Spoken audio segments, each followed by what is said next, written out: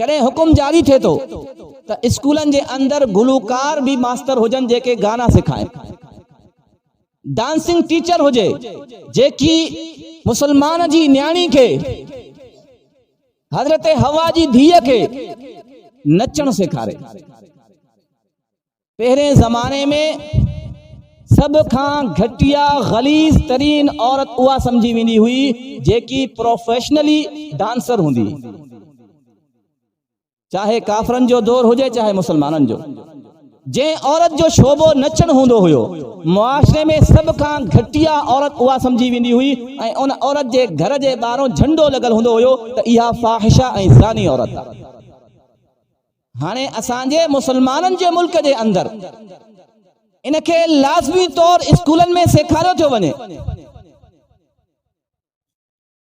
इन्हनि जे मथां सख्ती कई थी वञे त इन में कोताही न थिए।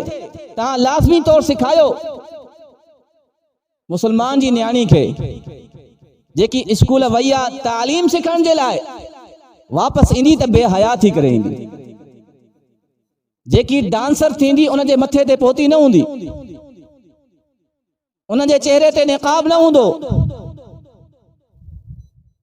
ऐं यादि रखो जॾहिं इहे शयूं असांजे मुल्क में थींदियूं त आइंदा असांजे मुल्क में मुजाहिद पैदा न थींदा, ज़ानी पैदा थींदा।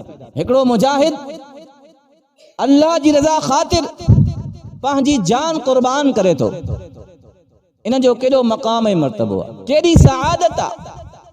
नबी अलैहिस्सलातु वस्सलाम फरमायो, जेको अल्लाह जो बानो अल्लाह के राज़ी करण जे लाइ, अल्लाह जे कलमे खे बुलंद करण जे लाइ दुश्मनन सां जिहाद थो करे ऐं उहो उन जिहाद में शहीद थो थिए त अहिड़ो बानो बग़ैर हिसाब किताब जे जन्नत में दाख़िल थींदो।